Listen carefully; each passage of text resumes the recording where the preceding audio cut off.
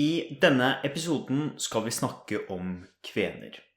Jeg har allerede laget flere episoder om samene, som dere vet er en urfolksgruppe i Norge.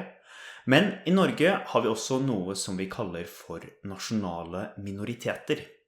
Dette er innvandringsgrupper som har vært så lenge i Norge og hatt en så langvarig tilknytning til Norge at de har fått en spesiell status. Mens urfolk gjerne var de første som bosatte et land, eller bodde der i tusenvis av år, så har nasjonale minoriteter kanskje bare bodd noen 300-400 år i Norge.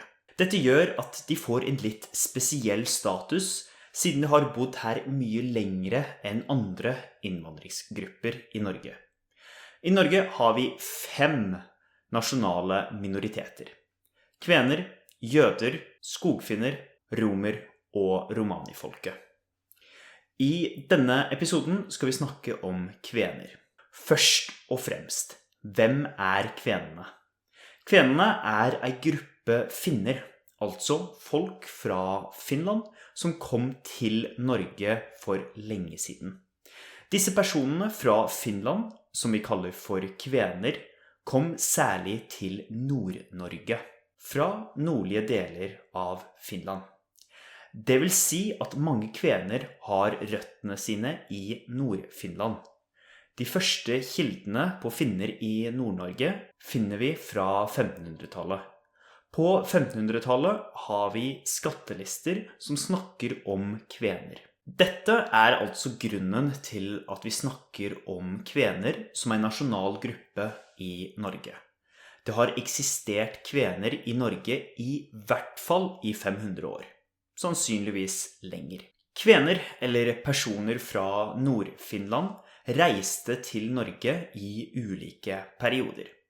Særlig på 1700-tallet var det mange kvener som reiste til Norge fra de nordlige delene av en region i Finland som heter Bottenviken. Men hvorfor kom de til Norge akkurat på denne tida? Historikere tror at det særlig er 2 grunner til dette, og de henger sammen med hverandre. De 2 grunnene påvirker hverandre. Den første grunnen er den store nordiske krigen fra 1700 til 1721, som var en stor krig der Sverige og Finland, som var en del av Sverige, kjempet mot Russland, Polen, Prøysen, Hannover og Danmark-Norge. Det er den lengste og dødeligste krigen i Norden, og gjorde at mange i Finland flykta til Norge. Den andre grunnen er sultkatastrofer i Finland. Slutten av 1600-tallet og første halvdel av 1700-tallet var svært vanskelig for Finland. Denne perioden har ofte blitt kallet for den lille istida. Hvorfor? Jo, fordi det var veldig kaldt i store deler av Europa og verden i denne perioden. Kaldere klima er spesielt vanskelig i en region som Norden, der temperaturene allerede er lave. I Norge har vi heldigvis den lange kysten. I Finland var det derimot mye verre. Kalde temperaturer i Finland gjorde at avlingene, altså det du dyrker, blir mindre. Folk fikk mindre mat. Det ble også mer sannsynlig at hele avlinger døde på grunn av frost.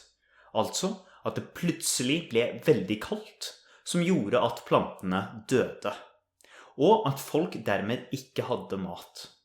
I Finland var det noen grusomme sultkatastrofer i denne perioden. Spesielt ille var det fra 1695 til 1697. Dette er en periode som noen finske historikere har kalt for årene med massedødsfall, siden så mange døde i sultkatastrofen. 150 000, eller cirka 1/3 av Finlands befolkning på den tida, døde av sult. Dette den verste sultkatastrofen i Finlands historie, og mange prøvde å flykte for å overleve. Utover første halvdel av 1700-tallet var det også flere sultkatastrofer i Finland. Noen reiste derfor til Norge, særlig de fra Nord-Finland, og disse har blitt kalt for kvener. I tillegg til disse to grunnene, altså krig og sult, så har historikere i nyere tid også pekt på økonomiske faktorer. Nyere historisk forskning mener at det også var økonomiske og demografiske faktorer involvert. I store deler av Finland var det ikke nok jord til folk. Dette gjorde at mange finner reiste nordover, og krysset til slutt grensa fra Nord-Finland til Nord-Norge. Vel, de krysset for så vidt ikke en grense, ettersom Sverige og Norge først ble enige om en grense mellom de to landene i 1751. Fram til da var det altså en flytende grense i nord. Dette gjorde at det var svært lett å bevege seg mellom Finland og Norge. Hvor bosatte kvenene seg? De fleste bosatte seg i deler av Finnmark og Nord-Troms. Dette var områder der det bodde mange samer. Av og til kunne det bli konflikt mellom kvener og samer om jord, skog og fiske.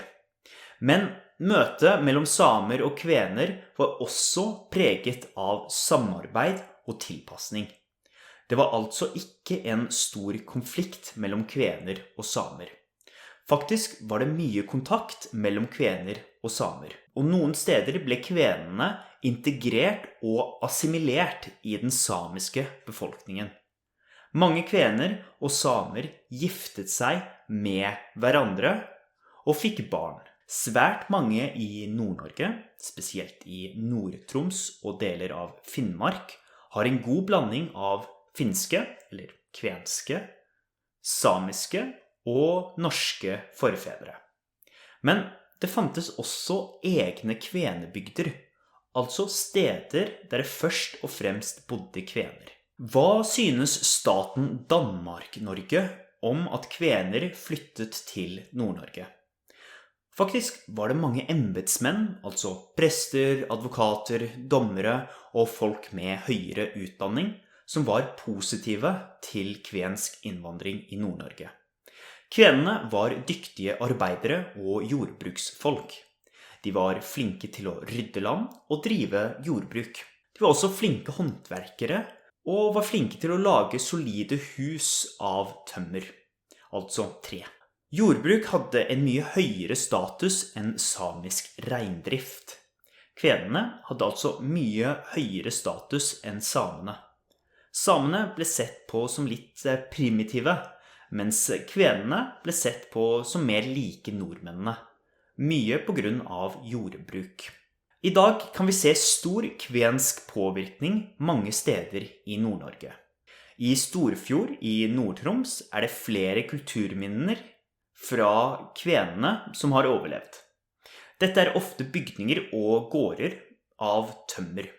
I tillegg det mange navn på kvensk i Storfjord. I Skibotn, ei bygd i Storfjord, kan man se mye av den kvenske påvirkningen. Skibotn har lenge vært et knutepunkt i regionen. Der har man hatt en god blanding av finsk, norsk og samisk kultur. For eksempel var det en viktig markedsplass i regionen allerede 1500-tallet av. I Skibotn det i dag både et lokallag for Norsk-Kvensk Forbund og hovedbasen for den noe kontroversielle kvenske foreninga Kvensk-Finsk Riksforbund. Men la oss gå litt tilbake til historien. Det var veldig mange kvener som flyttet til Norge på 1700-tallet. Norske embetsmenn var positive til denne innvandringa i begynnelsen. Dette skulle endre seg på 1800-tallet. I 1814 fikk Norge en egen grunnlov. Vi fikk Stortinget, et eget norsk parlament, og vi fikk i større grad bestemme over eget land. Det ble viktig for Norge å bygge en nasjonal kultur. Fra ca. 1850 begynte en sterk fornorskningspolitikk av de som ikke var norske. Man skulle gjøre samene og kvenene norske. De måtte lære norsk på skolen, og skulle helst bli norske og glemme det samiske og kvenske. Fornorskninga varte helt fram til 1950-tallet i Norge. Mange samer og kvener mistet derfor språket og store deler av kulturen sin. Det var litt ulikt syn på hvorfor det var nødvendig med fornorskning. I den perioden mente man at samene var primitive. De var et enkelt folkeslag som man skulle hjelpe til å bli siviliserte ved å fornorske dem. De skulle bli norske og dermed siviliserte. For kvener var det annerledes. Kvener var jo mye likere nordmenn. De drev med jordbruk, og man så ikke på kvenene som primitive. Kvenene var altså på lik linje med nordmenn. Grunnen til at man måtte fornorske kvenene var at de kunne være en trussel for landet. Kvener bodde i Nord-Norge, i grenseområder mellom Norge og Finland og Russland. Finland var en del av Russland fra 1809 til 1917. I Norge var man derfor redd for at Russland-Finland skulle bruke den kvenske befolkningen til å ta områder fra Norge. Man var redd for at kvenene ikke skulle være lojale mot den norske nasjonalstaten. Denne frykten ble ikke bedre da Finland ble selvstendig i 1917. For Norge sin del var det viktig å gjøre kvenene norske for å beskytte seg mot Russland og Finland, og deretter bare Finland. Man mente at kvenene ville kjempe med Finland mot Norge, og det var derfor viktig at kvenene skulle glemme språket sitt og lære seg norsk. De måtte bli norske statsborgere. Dette har fått navnet Den finske fare, og jeg legger ut en bonusepisode om dette temaet på Patreon min. Se deskripsjon under.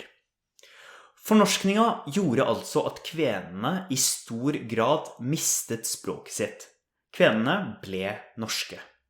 Dette har gjort at kvener i dag stort sett ikke snakker kvensk eller finsk. I dag er det bare ca. 2000 som snakker kvensk. I Norge er det ca. 10 000 til 15 000 som identifiserer seg som kvener. Men det er langt flere som har kvenske forfedre. I nyere tid har man prøvd å revitalisere den kvenske kulturen i Norge. Kvenene har 2 ulike organisasjoner som fremmer kvensk kultur. De fikk et eget flagg i 2009. De har en egen dag, Kvenfolkets dag, som feires den 16. mars. Det finnes et eget kvensk institutt i Børselv i Porsanger for kvensk språk og kultur. I tillegg finnes det et kvensk kultursenter, Halti, på Storslett i Nordreisa i Nord-Troms. Men alt er ikke rosenrødt for kvenene i Norge. For eksempel er det ikke alle som anerkjenner kvensk som et eget språk. Kvensk ligner veldig mye på finsk. Kvensk var jo tross alt den finske dialekten innvandrerne fra Finland tok med seg til Nord-Norge. Til en viss grad kan man sammenligne forholdet mellom kvensk og finsk med forholdet mellom nederlandsk og afrikansk i Sør-Afrika. Kvensk og finsk er svært like hverandre. De som snakker kvensk og finsk vil forstå hverandre. Kvensk ligner faktisk en del på de moderne nordfinske dialektene. Sanna Saroma, en finsk journalist og forfatter med mange kontroversielle meninger, mener at kvensk ikke er et eget språk. Faktisk gikk hun så langt som å si at kvensk er dårlig finsk. Hun sammenligner kvensk med kebabnorsk. Hun sa at kvensk som finsk, men med dårlig ortografi og med noen ekstra h-er her og der. De ekstra h-ene hører også til nordfinske dialekter, som kvensk en av. Kvener mener derimot at kvensk et eget språk og en viktig del av kvensk kultur. Kvenene ønsker at kvensk og finsk skal defineres som egne språk. Her finnes det ingen lingvistisk fasit, og man kan jo like gjerne si at dansk, svensk og norsk dialekter av hverandre, ettersom man i stor grad forstår hverandre. I tillegg til denne språkdebatten det mange kvener som frustrerte over at samene får mer støtte enn kvener. Mens samisk kultur og språk har fått en mye større plass i Norge i det siste, kunnskapen om kvener fortsatt veldig lav blant nordmenn. Det finnes også mange prosjekt for å støtte og styrke samiske språk og kultur, i tillegg til at samene har et eget parlament, Sametinget. Samene har altså blitt en ganske sterk minoritet i Norge. De svært synlige i norsk samfunnsliv og debatt. Se for eksempel Fosen-saken mellom sørsamiske reindriftssamer og staten som satte opp vindmøller. Kvener på den andre siden langt på vei en glemt minoritet. Vi kan lite om kvener. Det få tiltak for å styrke kvensk språk sammenlignet med samisk.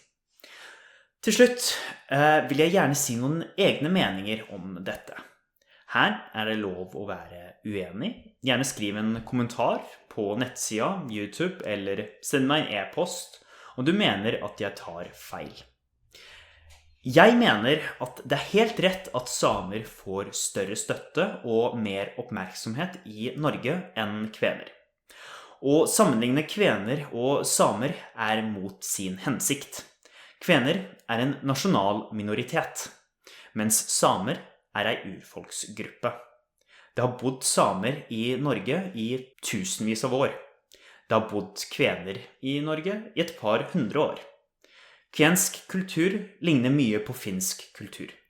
Det unikt på sitt vis, og en viktig del av Norge, og særlig Nord-Norges historie. Men det kan ikke sammenlignes med samisk. Det derfor helt rett at samisk språk får mer støtte og mer oppmerksomhet i Norge. Det også rett at samene har et sameting, og at vi ikke skal opprette noe lignende for kvener. Det positivt at kvener og kvensk påvirkning på norsk historie har fått større oppmerksomhet i det siste. Men kvener bør ikke sammenligne seg med samer. For ikke lenge siden ble det laget en NRK-sak om den kvenske organisasjonen Kvensk-Finsk Riksforbund. Jeg legger ved en lenke til denne under.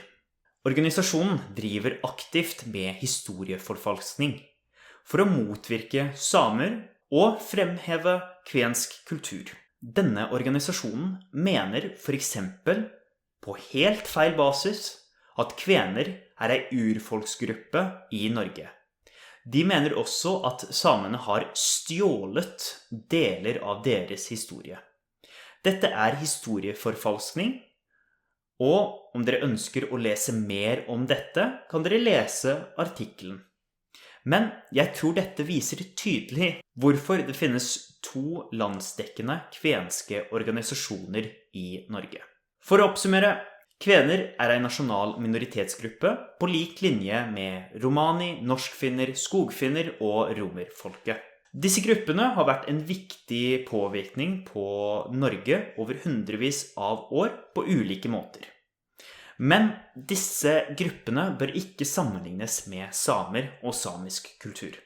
Det helt rett at Norge gir mer støtte og ressurser til samisk kultur enn disse minoritetsgruppene. Det i hvert fall min mening. Ha det bra.